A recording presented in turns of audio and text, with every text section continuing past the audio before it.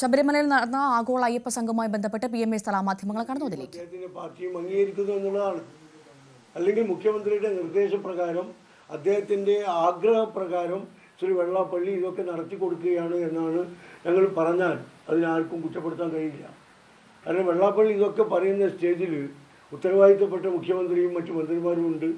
അത് കഴിഞ്ഞ ശേഷം മുഖ്യമന്ത്രി ചെയ്യുന്ന പ്രസംഗത്തിൽ, മന്ത്രിമാർ നടത്തുന്ന പ്രസംഗത്തിലൊക്കെ ഇദ്ദേഹത്തെ വാനോളം പുകഴ്ത്തുകയാണ്.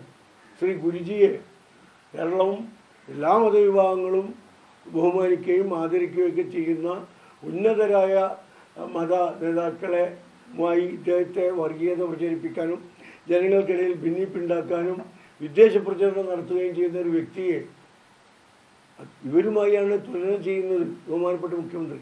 നമ്മൾ മനസ്സിലാക്കേണ്ടത് പിടിവള്ളി നഷ്ടപ്പെട്ട മുഖ്യമന്ത്രിക്ക് പിടിച്ചു നിൽക്കാൻ ഇദ്ദേഹത്തെ പോലുള്ള ആളുകളെ ഉപയോഗപ്പെടുത്തി വിഭാഗീയത ബോധപൂർവം സൃഷ്ടിക്കുകയാണ് എന്ന് തന്നെയാണ്.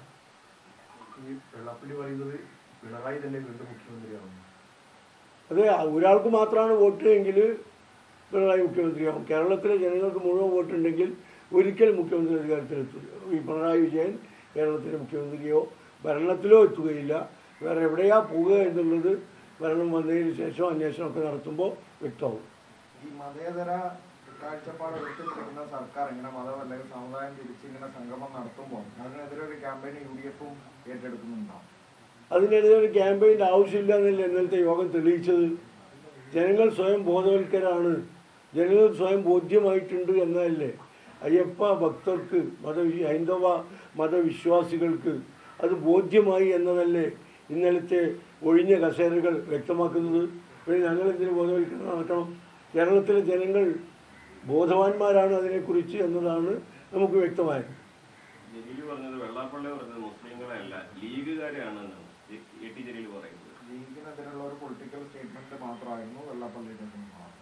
ഒരിക്കലും മുസ്ലിം ലീഗ് എന്ന വാക്ക് വെള്ളാപ്പള്ളി ഉപയോഗിച്ചിട്ടില്ലല്ലോ. ജലീലിൻ്റെത് അതൊരു കോംപ്ലിമെൻ്റ് ആയിട്ട് ഞങ്ങൾ കണക്കാക്കുന്നത്. കേരളത്തിലെ മുഴുവൻ മുസ്ലിങ്ങളും ലീഗാണ് എന്നതാണ് ശ്രീ ജലീൽ അതുകൊണ്ട് ഉദ്ദേശിക്കുന്നത് എന്നാണ് വ്യക്തമാകുന്നത്. അദ്ദേഹം മുസ്ലിങ്ങളെ എന്നാണ് പറഞ്ഞത്, മലപ്പുറം ജില്ലയെ എന്നൊക്കെയാണ് പറഞ്ഞത്.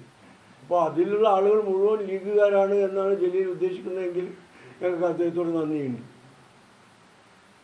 ഈ ന്യൂനപക്ഷ സംഗമത്തിൽ പറയപ്പെടുന്ന സമുദായ സംഘടനയിൽപ്പെട്ട നേതാക്കളെ ഉൾപ്പെടെ വിളിക്കുന്ന പറയുന്നത് സ്വാഭാവികമായിട്ട് പ്രബല സംഘടന വരെ സമസ്ത നേതാക്കൾ ഉൾപ്പെടെ അതിൽ പങ്കെടുക്കുമല്ലോ.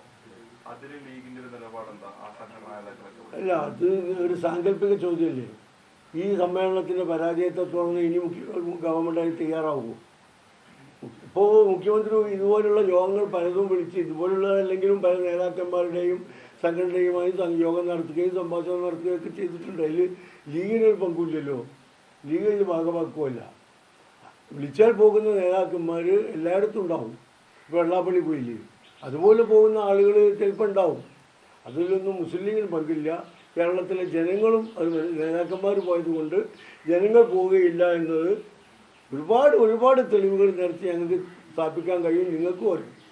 മറ്റൊരു പ്രധാനപ്പെട്ട ഒരു കാര്യം, ഈ സർക്കാരിന്റെ വികസന സദസ്സുകൾ ബന്ധപ്പെട്ടൊരു കാര്യമാണ്. അത് UDF കൺവീനർ തന്നെ പറഞ്ഞു അതിൽ UDF ഭാഗമാണില്ല.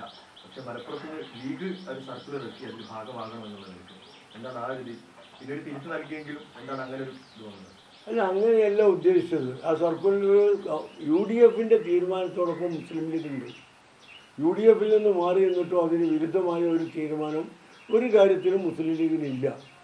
UDF തീരുമാനിച്ചിട്ട് ഈ ഗവൺമെൻറ് വികസന സദസ്സുകൾ നടത്തുന്നത് ഗവൺമെൻറ്റിൻ്റെ നേട്ടങ്ങളും പറയാനാണ്. പൊള്ളയായ നേട്ടങ്ങൾ ഒരു നേട്ടവും ഇല്ല എന്നുള്ളത് വികസന സദസ്സ് നടത്താതെ തന്നെ കേരളത്തിലെ ജനങ്ങൾക്കറിയാം. കോട്ടങ്ങൾ മാത്രമേ ഉള്ളൂ, നഷ്ടങ്ങൾ മാത്രമേ ഉള്ളൂ, വികസനം ഉണ്ടായിട്ടില്ല, വാഗ്ദാനങ്ങൾ മാത്രമേ ഉണ്ടായിട്ടുള്ളൂ എന്ന് ജനങ്ങൾക്കറിയാം.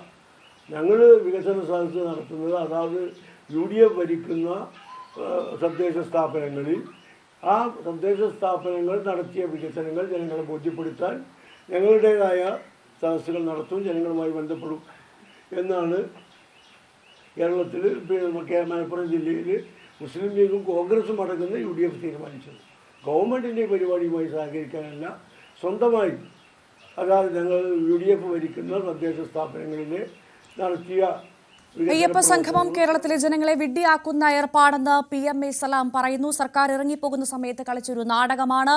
വിഭാഗീയത സൃഷ്ടിച്ച് വർഗീയത കത്തിക്കാനുള്ള നീക്കം നടത്തുന്നു. യഥാർത്ഥ അയ്യപ്പ ഭക്തർ ആരും അയ്യപ്പ സംഗമത്തിൽ പങ്കെടുത്തില്ല. ആക്ടിവിസ്റ്റുകളെ ഇറക്കി ശബരിമലയുടെ പരിപാവന നഷ്ടമാക്കിയത് പിണറായി വിജയന്റെ തന്നെ സർക്കാരല്ലേ എന്ന് അദ്ദേഹം ചോദിക്കുന്നു. ഒപ്പം അയ്യപ്പ സംഗമം ദയനീയ പരാജയമെന്നും PMA സലാം പറഞ്ഞു.